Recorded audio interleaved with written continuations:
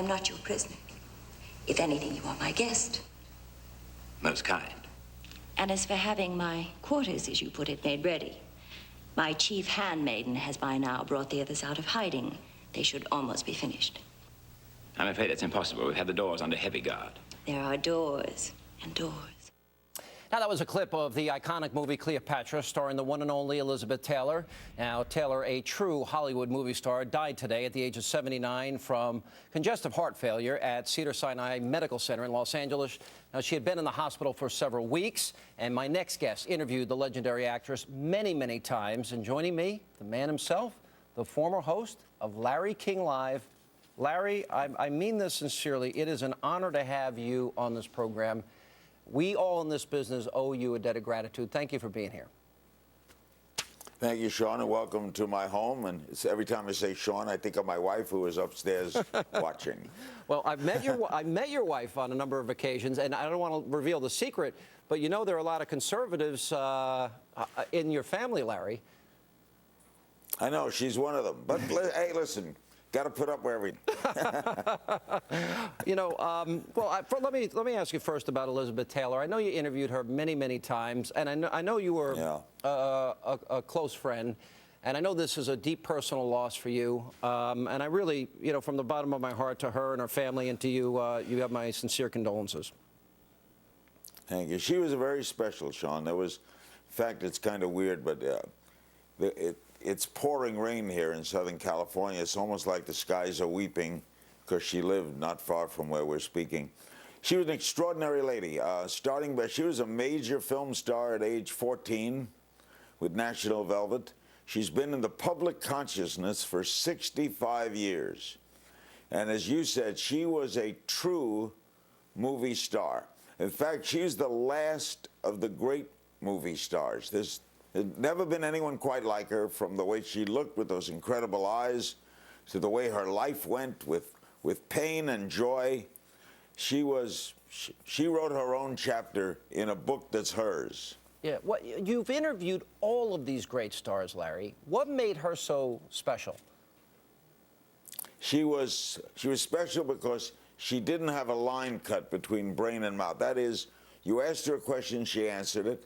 She was not fearful of what public opinion thought of her. She fought the battle for AIDS before Rock Hudson had AIDS.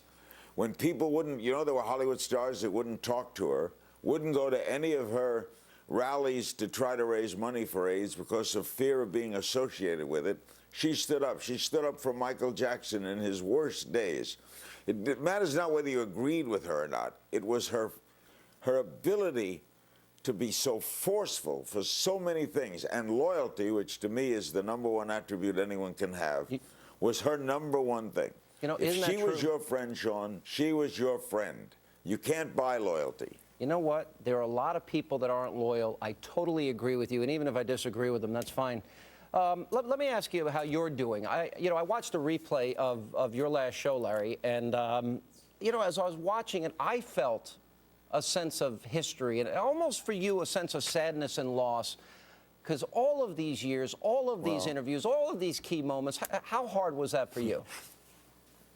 It was a very hard show to do. It was, they put together a wonderful show, and they had a lot of incredible people on, and as we talked before we went on the air, I think my little son, Ken, and the youngest of my children, this was great. Broke up the evening with his imitation of me. I think one of the funniest moments in television. But it was a sad night. You know, you do something for 25 and a half years in one place at the same time. It was a tough show to do. You'll do it one day, Sean. You'll stand there and have to do your last show, and if it's a Democratic president, you'll be crying. It'll be fun to watch. I'm crying now, Larry. I mean, forget about then. I'm crying now. You know, your son, I don't know what was funnier, though, the Bill Clinton being part of the Zipper Club, but I think your son did steal the night. I thought he was phenomenal. Well, what do you miss the most? Yeah, little Ken, he's a natural. What do I miss the most? I miss the most what's going on now. I miss the not being there in the middle of a scene when Japan is undergoing what it's undergoing, or we're discussing Libya or Egypt. you like to be in the hunt. But on the other hand, I have more time with my family. I'm one of the coaches of my son's Little League team. I spend more time here. I'm also involved in doing some other things, which I'm going to do a comedy tour starting in May. In fact, you're going to come and see me at Westbury. I would honestly look forward to it. You know, let me ask you this, because we work, let's be honest, in a world where there are a lot of people that we may describe as maybe narcissistic or egotistical somewhat. In all the years that we competed together, and I've never viewed you as anything but somebody that I admired and I respected. You're a class act. There was never a negative word that I can recall between us. And, you know, I think that's kind of rare today.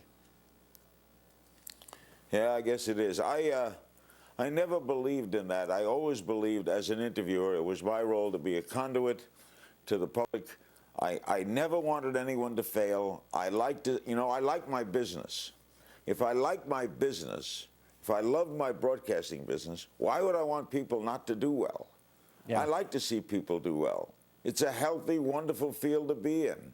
And I'm proud of it. And I like people to do well in it. So I try not to think negatively. And that, by the way, was one of the wonderful things about Elizabeth Taylor. She was a very positive person. And that came through on the screen. Yeah, it did. And you know what? You being a positive person and a positive force on both the political scene and interviewing every big star, you've had a profound impact on the broadcasting industry, Larry. You had a profound impact on the culture, on society, on political debate. And I hope we can spend more time together maybe in the future. We'd love to see you. I'm looking forward to coming to your show in Westbury. We appreciate you coming on tonight. Thank you, Sean. Be well. All right, appreciate it. Time now to check in with Greta Van Susteren for a sneak peek. That was a little bit of history. She's on the record tonight. Greta. Well, you know, Sean, I used to guest host for Larry, and that was quite a thrill, so it's really fun for me to see Larry. I love Larry. Larry's my friend. But anyway, that's an aside. Tonight we have Governor Sarah Palin, who's just back from India.